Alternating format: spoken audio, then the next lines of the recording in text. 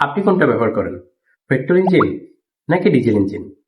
আজকের ভিডিওতে আমরা জানবো পেট্রোল ইঞ্জিন এবং ডিজেল ইঞ্জিনের পার্থক্য কি,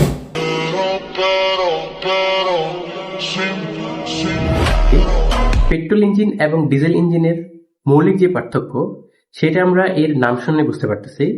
পেট্রোল ইঞ্জিনে জ্বালানি হিসেবে পেট্রোল ব্যবহার করা হয় এবং ডিজেল ইঞ্জিনে জ্বালানি হিসেবে ডিজেল ব্যবহার করা হয়। এছাড়া ব্যবহার এবং গাঠনিক দিক থেকে পেট্রোল ইঞ্জিন এবং ডিজেল ইঞ্জিনের কিছু মৌলিক পার্থক্য রয়েছে। পেট্রোল ইঞ্জিন সাধারণত ব্যবহার করা হয় হালকা কাজের জন্য এবং ডিজেল ইঞ্জিন ব্যবহার করা হয় ভারী কাজের জন্য অথবা ইন্ডাস্ট্রিয়াল কাজের জন্য। যেমন পেট্রোল ইঞ্জিন বেশিরভাগ কারে ব্যবহার করা হয়, মোটরসাইকেলে ব্যবহার করা হয়। অন্যদিকে ডিজেল ইঞ্জিন ব্যবহার করা হয় হেভি বাস, ট্রাক এবং বড় বড় জাহাজগুলোতে ডিজেল ইঞ্জিন ব্যবহার করা হয়। এবার আসি পেট্রোল ইঞ্জিন এবং ডিজেল ইঞ্জিনের কাঠামোগত এবং কার্যপদ্ধতিগত পার্থক্য কি।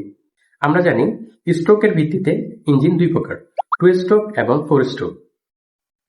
পেট্রোল ইঞ্জিনের প্রথম স্ট্রোকে জ্বালানি হিসেবে পেট্রোলের সাথে বাতাসের একটা সংমিশ্রণ ইঞ্জিন সিলিন্ডারে প্রবেশ করে। অন্যদিকে ডিজেল ইঞ্জিনের প্রথম স্ট্রোকে জ্বালানি হিসেবে ডিজেল প্রবেশ না করিয়ে শুধুমাত্র ফ্রেশ এয়ার প্রবেশ করানো হয়। দ্বিতীয় স্ট্রোকে পেট্রোল ইঞ্জিনের ক্ষেত্রে জ্বালানি দহন ঘটানোর জন্য স্পার্ক প্লাগ ব্যবহার করা হয় এবং ডিজেল ইঞ্জিনের ক্ষেত্রে ব্যবহার করা হয় ইনজেক্টর। হাই প্রেশার পাম্পের সাহায্যে সেখানে সংকুচিত বাতাসের উপর ডিজেল জ্বালানি স্প্রে করা হয়। এছাড়াও পেট্রোল ইঞ্জিন এবং ডিজেল ইঞ্জিনের মৌলিক কাঠামোগত আরো একটি বড় পার্থক্য হচ্ছে পেট্রোল ইঞ্জিনে কার্বুরেটর ব্যবহার করা হয় এবং ডিজেল ইঞ্জিনের ক্ষেত্রে গভর্নর ব্যবহার করা হয়। পেট্রোল ইঞ্জিনে যেহেতু জ্বালানি হিসেবে পেট্রোল এবং বাতাসের সংমিশ্রণ প্রবেশ করানো হয়, সেহেতু বাতাস এবং জ্বালানির সংমিশ্রণ ঘটানোর জন্য পেট্রোল ইঞ্জিনে কার্বুরেটর প্রয়োজন।